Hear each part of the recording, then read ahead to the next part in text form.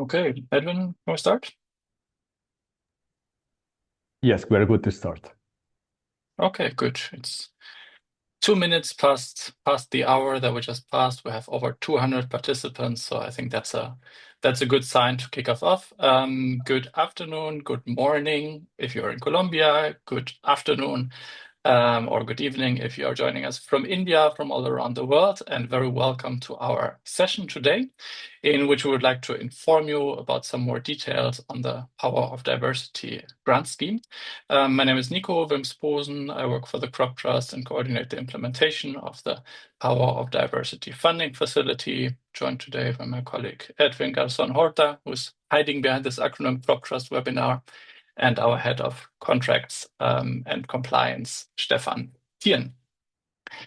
So we'll go through the session. As Edwin wrote in the chat, the section will be recorded because we had a very high number of registrations for the session, which would actually exceed the limit of the call, but it seems like everybody can still get in. But anyways, if somebody would drop out, in the meantime, the recording will be available, or if you would like to listen to me in a faster speed than what I talk you, I guess you can also turn up the speed at the recording afterwards. So yeah, let's go ahead. What awaits you in the next more or less 1 hour? I would like to guide you through a short presentation on the Power of Diversity funding facility itself, to give some context that the grant scheme is embedded into a larger program, and I would like to highlight that background. As a second item, we'll guide you through the application process, clarify some potential questions on eligibility criteria, submission across multiple countries, multiple lots, and then at the end of the session, answer some frequently asked questions that we have received through the email. We mentioned in the registration that we will not have a Q&A within this session. That you'll see that the chat function is also disabled.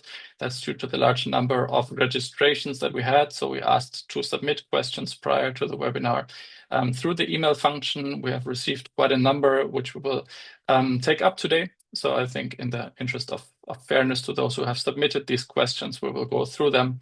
If you have additional questions after this information session, you can always reach out again through the same email address. So the project in which this grant scheme is embedded is called the Power of Diversity Funding Facility, a multi-donor initiative which is coordinated by the Croptrust and funded by the German government through KfW Development Bank and Irish Aid. We started off the project in the beginning of last year and have a total commission value of 12 million euro to work on 3 aspects around opportunity crops, neglected underutilized species, orphan crops, however you want to call them. We stick to the term opportunity crops because we want to highlight the future potential that these crops hold. We work as close to the Croptrust mandate with securing crop diversity and do that with national partner gene banks. I'll guide you through the details a bit now. We, however, also want to enhance the use of the genetic diversity that is conserved within these gene banks, and we want to work on the enabling environment also to foster production, but also consumption of the crops that we are looking at. You will see that the call for proposals targets 6 countries at the moment.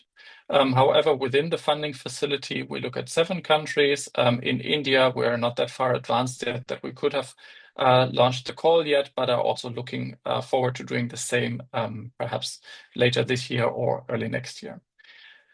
The funding from Germany and Ireland complements a project that is also implemented by the Croptrust called the Boulder Initiative under the BOLD project, which receives funding from the government of Norway. That project is implemented in Tanzania, Uganda, Ghana, and Benin. So you'll see that the implementation of the Power of Diversity funding facility complements this project in Tanzania and Uganda. Today, we're standing at a point where we have selected 2 opportunity crops per country through stakeholder workshops and some preliminary work that we have conducted in 2025. And these crops are now highlighted within the grant scheme. Just to show here that we've worked with a range of stakeholders to identify these crops that you now see reflected in the grant scheme. I'll briefly take you through these 3 elements that we basically along which we implement under the Power of Diversity grant scheme funding facility and in which the grant scheme is embedded. First of all, we are, as I said, working with the national gene banks on conserving crop diversity. We have now signed grant agreements with national gene banks to support them in the collection, but also safety duplication of opportunity crops. And have worked with the Alliance Biodiversity and CIAT on identifying important gaps in the collection and have established collection routes for the new collections that the gene banks will do. We are also supporting the characterization of these accessions that are then newly entering the gene bank to identify important characteristics of these crops. We also support the multiplication and regeneration of accessions. I also wanted to put some pictures here, basically from the gene bank operations and also from the safety duplication. Here you see the Svalbard Global Seed Vault in Spitsbergen, because simply that's the core mandate of the Croptrust, and the work that we want to embark on in the value chain development process has to be also embedded within that thematic scope. The Croptrust also builds technical capacities of its partner gene banks. You'll see here colleagues basically working with international and national gene banks in quality management systems, in good data management systems. So that's a key element of our work that we support also through the funding facility. In a second element of enhancing use, we are looking to evaluate the crop diversity within amaranth, within finger millet, within fonio that's collected in these gene banks through an approach called the triadic comparison of technology options, short TRICOT approach. Basically always focusing on the method that we give users, that can be farmers, that can be consumers, that can be processors, 3 samples for them to evaluate their preferred accessions, and through that also generate additional evidence on these crops. We're also looking at these crops from a nutritional perspective and are partnering with the Alliance Biodiversity and CIAT under the umbrella of the Periodic Table Foods Initiative to enhance the data available on the nutritional characteristics of these crops. And now, as a core part, you'll see partnerships for value chain development. That's why you are here. That's what the grant scheme is basically intending to implement, this component of the project. And we have arrived at this grant scheme and at this call for proposal through a longer process that kicked off with a selection of the crops, as I mentioned.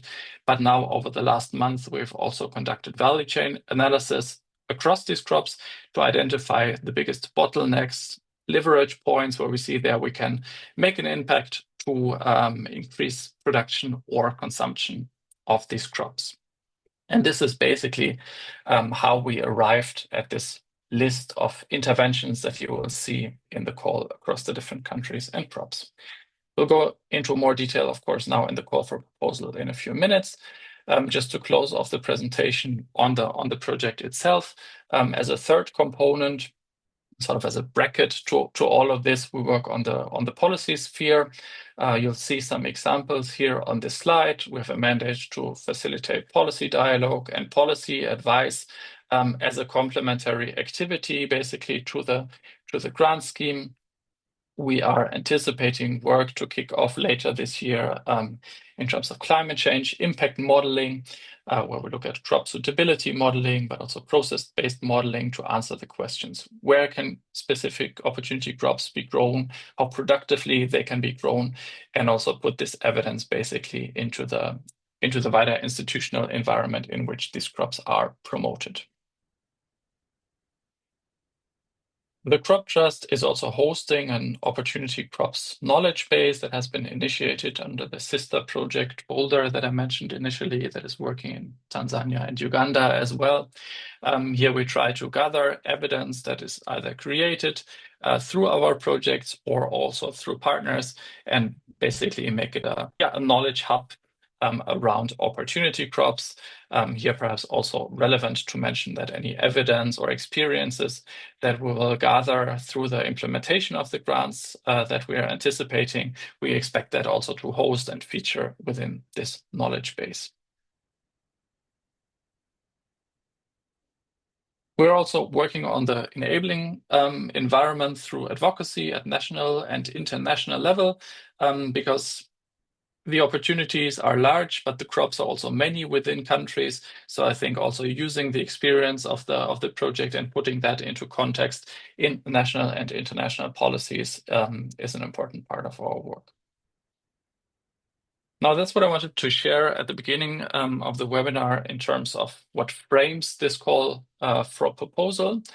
You will have seen that here, this is a screenshot of our portal, our grants portal, where Edwin also provided the link in the chat. You will find under the section of funding facility documents, you will find a short project description that basically summarizes what I just said in the last 10 minutes for your reference. And it's, I think, good advice to look into that and also ask yourself, how can the project that we're proposing be embedded in the larger framework of the funding facility, how it's implemented, and even in the larger, of course, institutional context in which the Croptrust operates. A second document that you see here on this slide is a gender analysis, which we also made available through the grants portal here.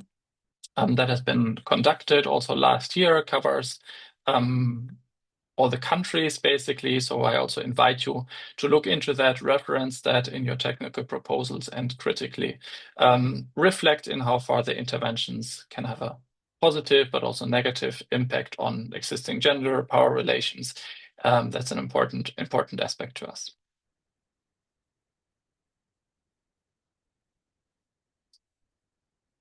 Okay, we'll now get to the second point of the meeting, the second part, which I guess is most interesting to most of you, the call for proposals. You'll have seen this announcement. That's why you're all here today. Thank you for registering. We're now at 400 participants. And I think, we're very happy with the large resonance that we received to the call, the large interest, and hope to get very interesting proposals by the application deadline of the 3rd of July. Looking at the timeline, we have launched the call on the 11th of May. So we're not yet halfway through the application period, but we wanted to give you this sort of information webinar still at an early point. So you have basically entire June to work on the technical documents on your proposal on consortia to submit before the 3rd of July. At the end of the day, within Central European time zone. At this point, I invite you to also plan for some time for the upload. I will show you the portal through which we accept the applications. There's no other way of submitting those. So please don't start just 2 hours before the deadline uploading those, because we'll need to have a hard cutoff date after the submission window closes. We're then basically in July, we will review the proposals through a set of experts and hope to be able to communicate the results to successful applicants by the 10th of August 2026. And we'll then have a few weeks to basically arrange for contractual agreements, to sign grant agreements then, as we anticipate, before the 31st of September. All that with a timeline to say, well, we have in total, we want to give the projects like at least 30 months maximum for implementation. We need to close before or on the 31st of March 2029, because currently our projects runs until the end of 2029. So we need to make sure also we have a sufficient time line within the project to basically close from an administrative point of view if there is no extension of the project. So that implies the last approval of final reports and closure of projects of the grants by the 30th of June 2029. Now I briefly want to take you through the eligibility criteria and 3 dimensions: legal eligibility, financial eligibility, and technical eligibility. First of all, to mention that the applicants, or if there's a consortium of partners, lead consortium member must declare basically across all the 3 dimensions through the submission portal. Within the documents, you will see one document, which is an Excel file, NXB, that also summarizes all the eligibility criteria, but this document does not need to be submitted. You submit all the information on eligibility criteria directly through this form. On the legal eligibility criteria basically covers 3 dimensions. We want to prove that all applicants have an absence of fraud or allegations of mismanagement, human rights violation, discrimination, sexual harassment, or violations of environmental law, the absence of legal or enforcement proceedings likely to impact the organization or the proposed projects, and a sound financial and administrative procedures and capacities to implement grant-funded projects. These 3 dimensions, basically, you will need to declare that across 8 eligibility questions. You will just see the first 3 here on the slide as it's just a screenshot, but there's 8 legal eligibility questions to answer. If there's a consortium of partners applying, all members of the consortium must meet legal eligibility criteria separately. So the consortium lead must declare basically the legal eligibility of all the partners that are applying. We want each and every organization that is involved in this to comply with the legal eligibility criteria. A hint at this stage, not all of the questions must be answered with yes. Some are also formulated in a way that you will need to say, no, there's no allegation against us, for example. So make sure not to click yes all the time, because that would in the end actually result to a legal ineligibility. But of course, also you have to be honest. If you're actually ineligible, you will have to declare that. On the financial eligibility criteria, the way that we assess financial eligibility means that the average annual turnover over the last 3 years, proven by financial statements 2023, 2024, 2025, which needs to be audited, have to exceed the proposed total budget. That is as a background to say we want also comparatively smaller organizations be able to apply to, but have to respect a certain ratio of the project size, of course, to the size of the organization. Here it's important to mention that the lead partner, if there's a consortium, must be able to satisfy the financial eligibility criteria alone and separately. So you cannot take together basically financial statements of 3 partners and say, okay, among the 3 of us, we propose a large project. We need our contractual partner basically to fulfill this criteria alone and separate.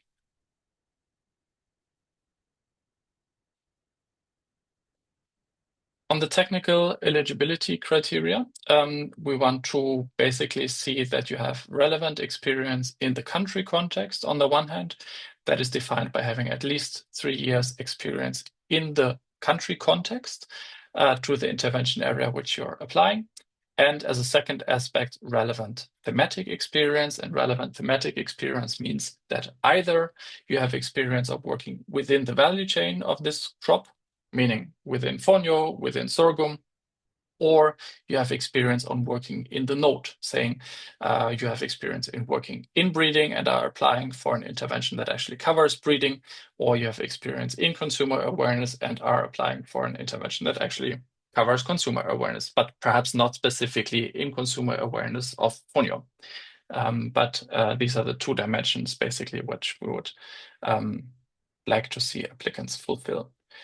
Here for this eligibility criteria, we'll look at the combined technical capacities of the consortium members. So here, basically, it's a cumulative assessment, whereas in the financial eligibility criteria, it's just an assessment of the lead consortium partner if you intend to apply across with multiple partners.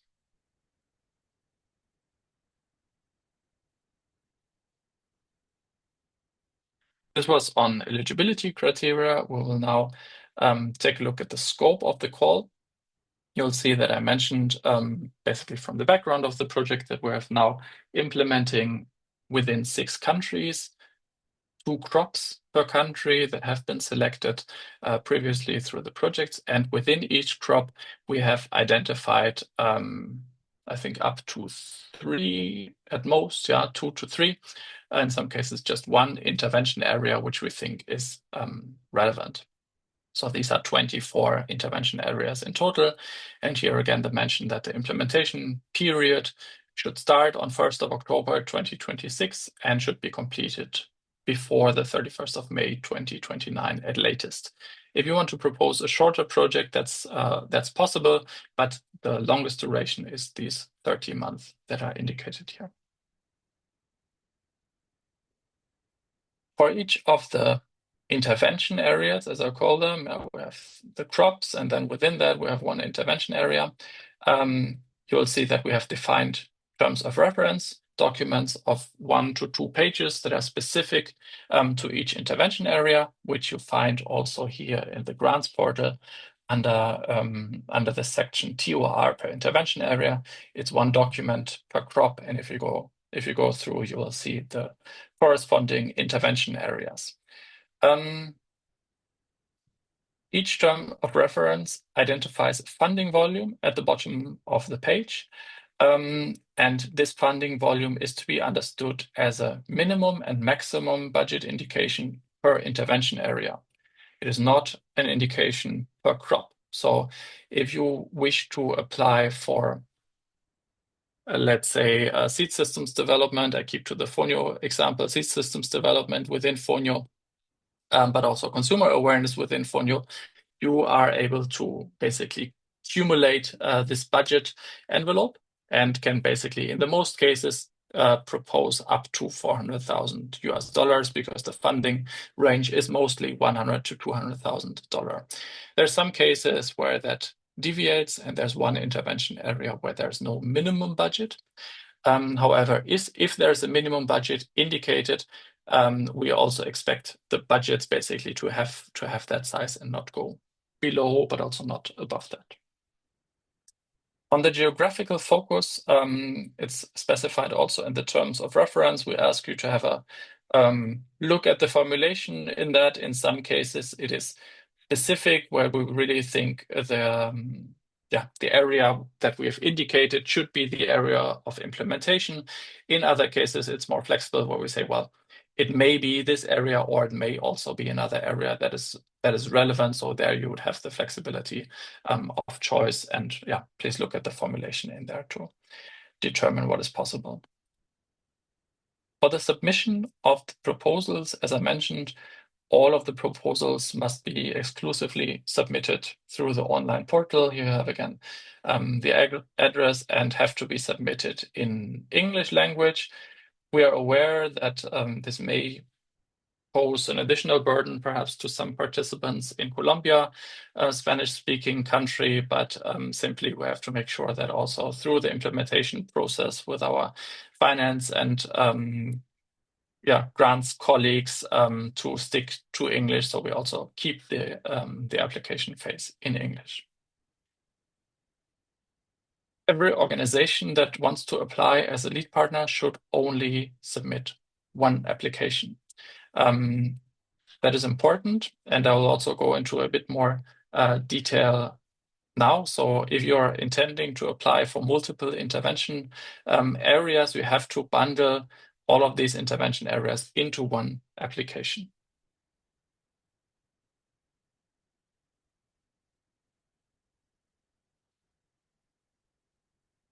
You'll see here just to show you where to submit the application. Basically, this grants portal has 2 tabs, one on the general information, where you find all the relevant templates and documents basically to design your proposal, and the upload is then through this application form, where then the form here unfolds. Now, probably the most common question that was asked before was like, how do we do it if we're interested in multiple intervention areas? As I said, only one application per organization. However, that application can cover multiple intervention areas. Here, an example. You're interested in applying both in Nigeria and in Zambia, and you're interested in working within fonio value chain, within pigeon pea value chain, and within the sorghum value chain. This is possible, and you will see basically once you go through the application form, you will see the different intervention areas here mentioned. And as soon as you set a tick box here, different upload fields will appear where you then can upload the relevant documents. Per application, you will need to submit 2 general documents. One which basically is a Word file that describes your management structure and basically, your project management structure, and the other one is a risk matrix. These 2 documents have to be submitted once per application, and basically would then cover, if you're applying for multiple intervention areas, this would cover all of these intervention areas. Then there are documents which need to be uploaded per intervention area. So specific to, if you say, I want to apply for Nigeria fonio awareness raising and sorghum seed systems development, you will need to upload each of these documents per the intervention that you are applying for. That is a technical proposal specific to the intervention, that is a work plan, and that is a budget. You will find all these templates on the grants portal. The Excel sheets are protected, so they can't be modified because we want to have comparable versions within the evaluations, and the Word files we kindly ask you to not modify them either. The page limit is set at 5 pages within the technical document, and we kindly ask you to respect that page limit as well, not put any annexes, because we expect quite some applications, so we also need to keep the evaluation of proposals in a handleable format. So again, to the example, if you want to file one application that covers multiple intervention areas across different crops, across different countries, you need to submit the general information and the risk matrix as elements of the general application, and then per intervention area that you apply, one technical proposal, one work plan, one budget, and all of this is basically put together in the one application.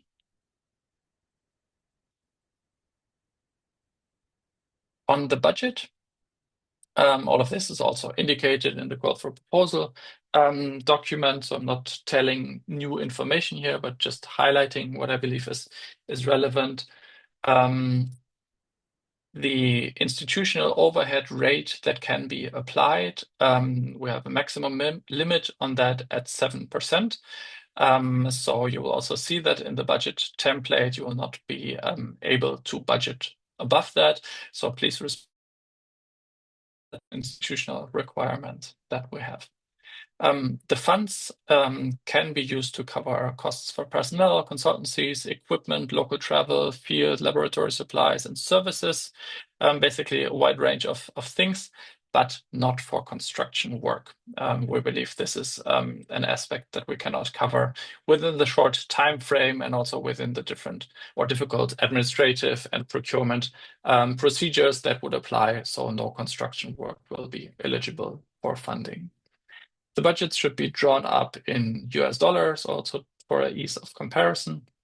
And it's important to mention that taxes, duty, and other public charges are not allowed to be financed from the project funds. That will also be a contractual requirement once we move into contracting with successful applicants. So we already asked you to observe this, important note.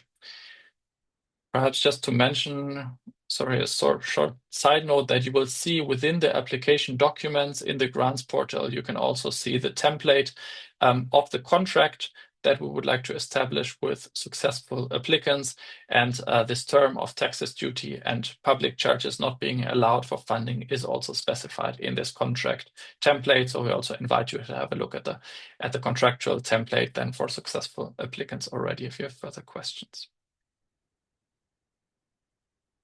Once submitted, we will of course go into the evaluation and selection of proposals. All applications will be reviewed by an expert panel from the Croptrust against a defined evaluation sheet. That is also included in the documents available on the application portal called NXH. So you'll find it. This is a screenshot here, and we'll basically evaluate project management, communication, and financial management processes as defined within this general document that you upload once per application. And then there's a lot-specific evaluation across impact, scalability, and feasibility. Through the selection, we aim to ensure a portfolio of interventions that covers all the value chains we're working in, but we will not, in the end, in October, have a portfolio that will cover all the 24 intervention areas that we have put out. We have, as mentioned in the call, availability of 2.2 million euros, and this funding will distribute across projects across all the 12 value chains, and we'll make sure that we have one project per value chain, at least one project. There may be more, but we will not have 24 individual awards as well. So also to highlight that even though we have the different intervention areas open for proposals at the moment, does not mean that we'll necessarily select one of the proposals from each intervention area. We will select at least one project per value chain, and perhaps if the funding allows, if the number of contracts allows, also more than that, at least one per value chain, but not across all intervention areas.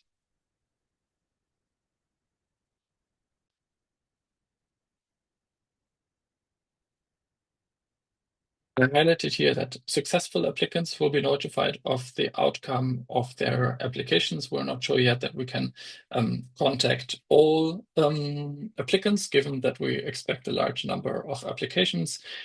So perhaps if you don't hear from us, we really want to thank you, I think, for the effort that you put into the application, and apologies that we cannot provide individual feedback to all applicants.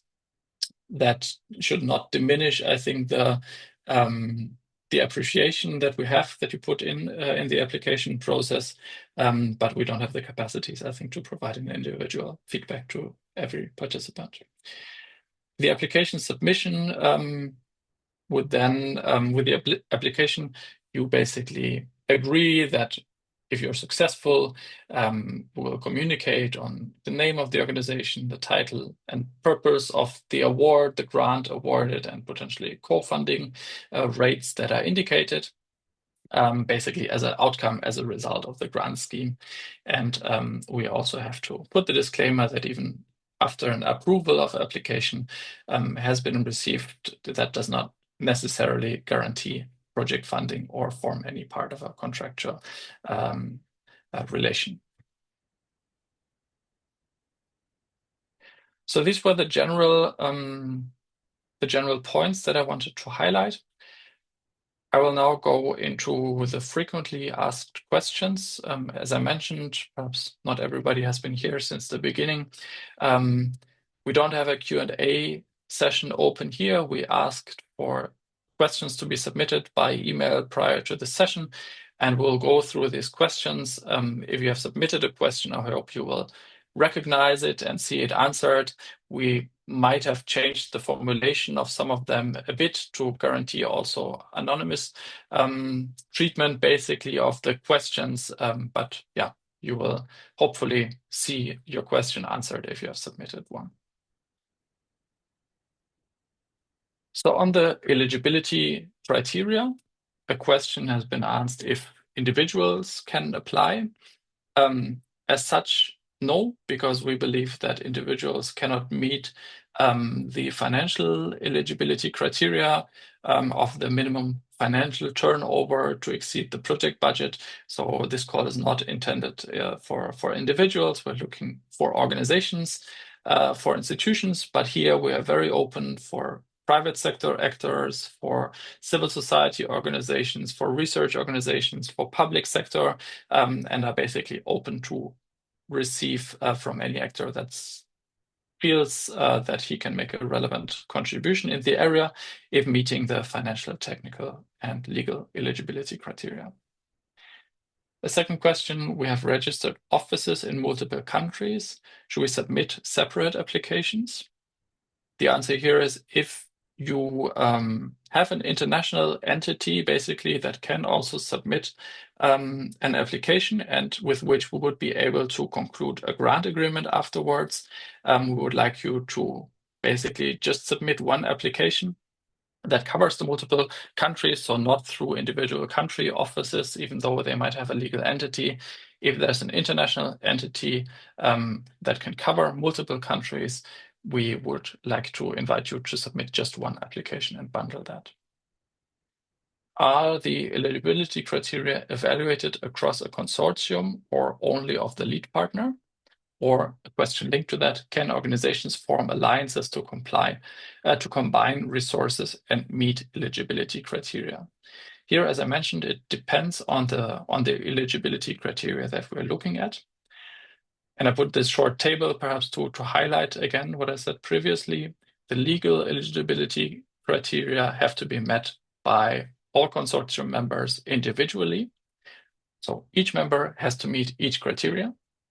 The financial eligibility criterion has to be met by the lead partner alone and separately. And the technical eligibility criteria have to be met by the consortium. And here, the technical capacities of the consortium members can be combined, or there will be a cumulative assessment that you can do there. Is a consortium where a national university acts as lead applicant and the private sector agribusiness act as the commercial implementation partner eligible? As such, yes, you can form alliances across different types of organizations.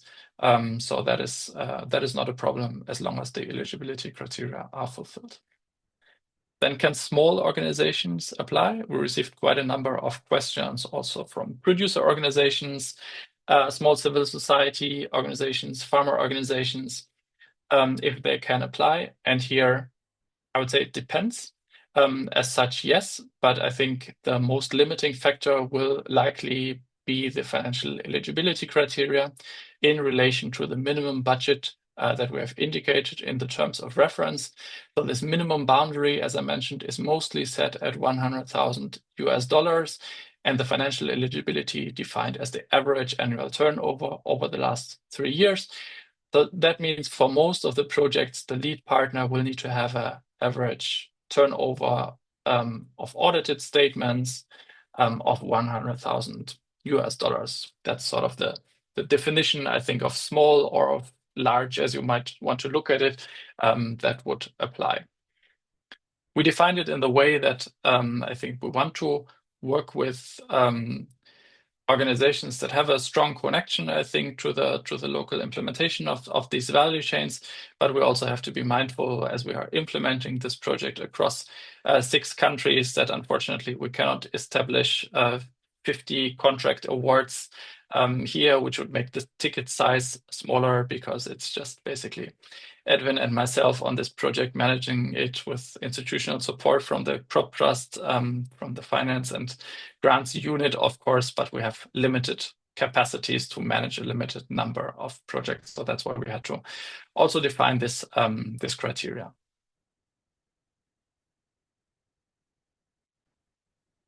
We are interested in multiple intervention areas. Should we submit one or multiple applications?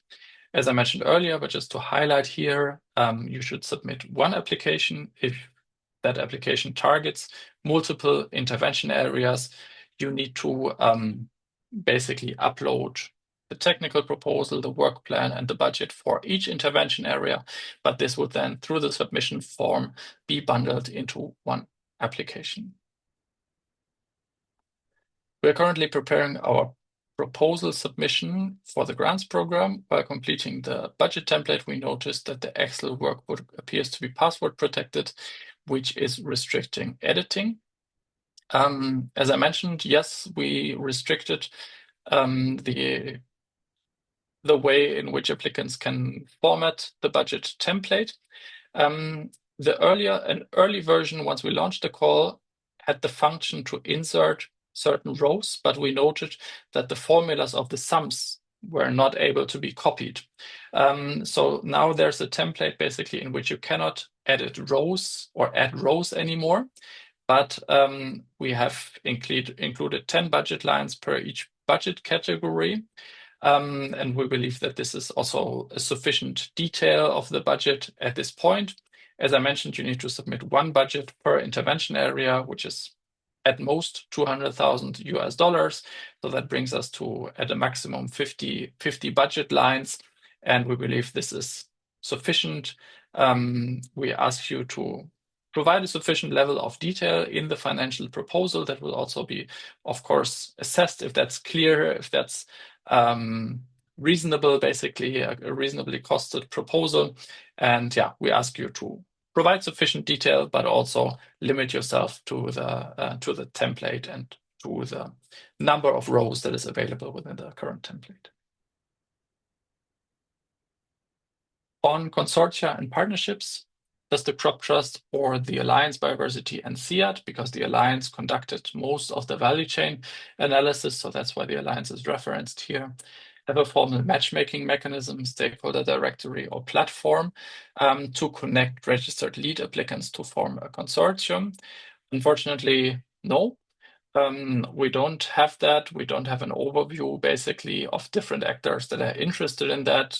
The application window is basically just open for 7 weeks.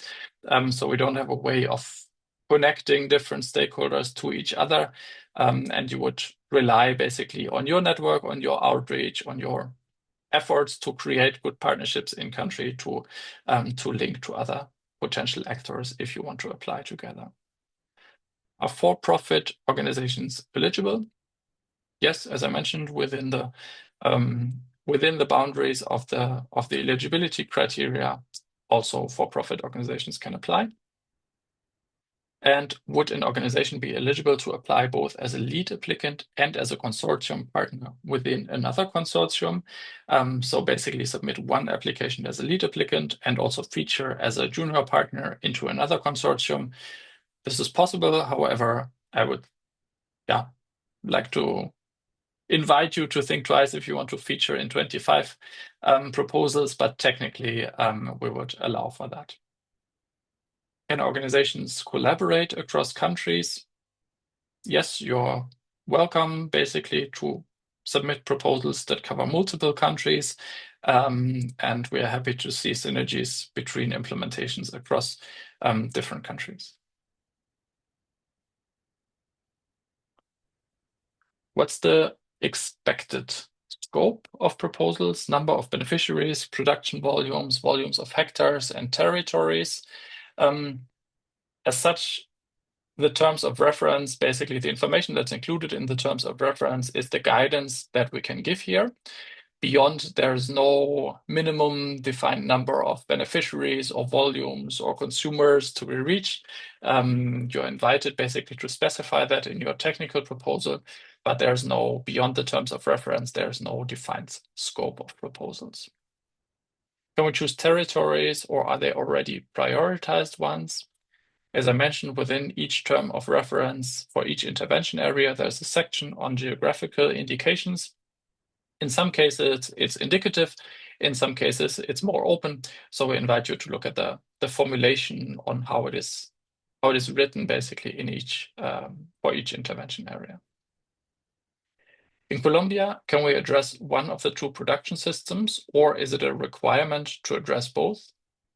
Chontaduro, which stands for peach palm, and chayote. You are able to apply just for interventions in one crop or even just for one intervention. That's the how we said we look for organizations that are that have specific capacities into one element of the value chain within one crop, but we also want to enable organizations that can cover multiple value chains to combine their expertise in one application. But you can just look at one crop in one country. That's completely fine and equally competitive. If multi-country applications are eligible, should all intervention areas be aligned under one overarching project, or can they consist of separate projects for each intervention area? Additionally, would the general information form and risk matrix apply to the overall project as a whole?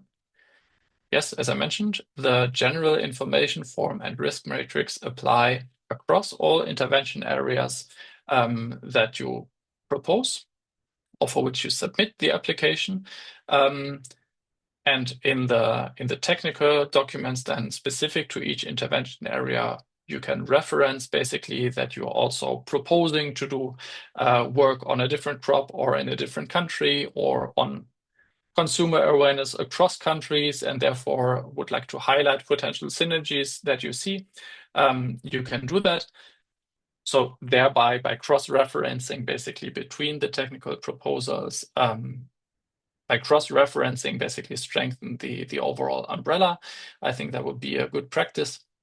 But there is no requirement to create an overarching intervention logic across countries or across crops if you apply for multiple ones. If we select a country such as Uganda and propose to address two cropping systems and cover multiple intervention areas indicated in the call, what would be the maximum amount of funding that can be requested? As I mentioned, each terms of reference is specific to one intervention area. So you can aggregate as a maximum funding the upper limit, basically, that is indicated there. As I mentioned, usually $200,000. If you apply for 4 intervention areas where there's a $200,000 upper limit, you can basically put together a total application of 800,000 US dollar then. So they can be aggregated, and these indications are not specific to each crop, but they are rather meant to be per intervention area. Approximately how many awards do you anticipate to make under this funding cycle? We expect to fund at least one project per value chain. So that is basically at least 12 projects, which does not necessarily mean at least 12 contracts, because potentially we have contracts with applicants that cover multiple value chains.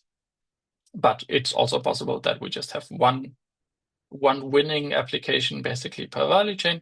So we'll make sure to have 12 projects each in one value chain. But as I mentioned, it will not be 24. So it's somewhere probably between at most 12, at minimum, I guess, like something, I don't know, 5, 6. So that's the indication we can give here. Could you confirm if the project execution period is set at 18 months or if a minimum execution period has been defined? There's no minimum execution period. It has to make sense in that you can show that you meet basically the expected impact of the project as outlined in the terms of reference. There's no minimum. There's the maximum that projects have to be closed by 31st of March 2029. Do you have a preference or recommendation regarding the number of intervention areas included in a single application? No. We are open here. So basically, you stand equal chances if you submit just for one intervention area or if you submit for multiple ones.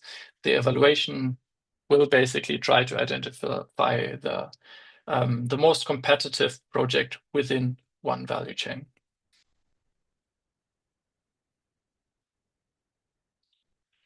Is co-financing or cost sharing from SMEs required under this funding opportunity? No. Of course, co-financing would point to a larger chance of potential scalability if that's available already. but as such, it's not a mandatory requirement.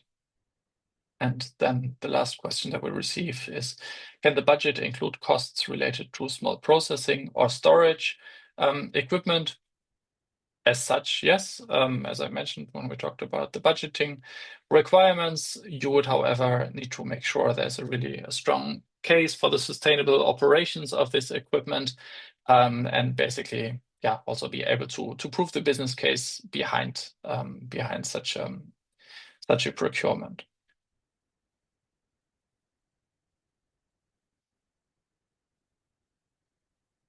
Good. This was perhaps what I had to share. I will like to quickly call in my colleagues Edwin and Stefan, in case I made some mistakes in what I said, or if they have additional comments they would like to make. But otherwise, I think this was the information that we wanted to share. You'll see again here the email address that keeps being open, that we keep monitoring, that we keep replying from. So if questions are unanswered, please feel free to reach out. However, we won't be in a position to give more technical information, more technical background, basically, than what you see in the terms of reference, that also to guarantee a certain level of well, fair competition in between applicants. But if you have procedural questions that remain unanswered through the explanations that we gave now or through the documents that are available, please feel free to reach out.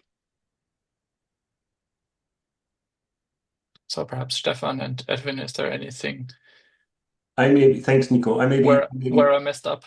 No, you did not mess up. Thank you. It was good information. I just want to, you talked about it already, but let me re-stress two issues that are related to contracting. So we talked about eligibility criteria, and we also published our terms and conditions, which is literally the contract we will have to sign later with the successful applicants. So it's required that you are able to confirm these terms and conditions. In other words, you have to be able to sign our contracts. And in that context, I actually really advise that you include your legal teams in your applications as soon as possible, right? So they are aware of the terms and conditions, and so they can confirm that they can live with it later when it comes to contracting. That's one. And second is, the contract, we will have signed a contract, of course, well, in case of consortia, with the lead partner. And the lead partner, of course, will have to confirm these terms and conditions. In most cases, this lead partner will have subcontracts with its partners, right? And it's important to understand that these partners to the lead applicant can also live with our terms and conditions. So you just have to ensure that you can live with the terms and conditions at this stage already that we published. And ensure again that your legal teams are contacted accordingly.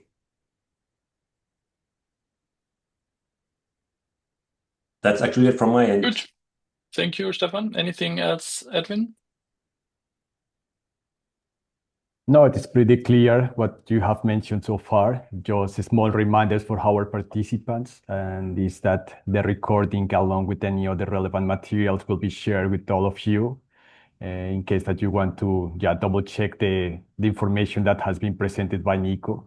And we will do that in the upcoming days. So that's from my side. You'll find it on the link that Edwin mentioned there, where you also find all the application documents. So perhaps check in at some point at the beginning of next week if you want to look at the recording again. So that will be available to all of you.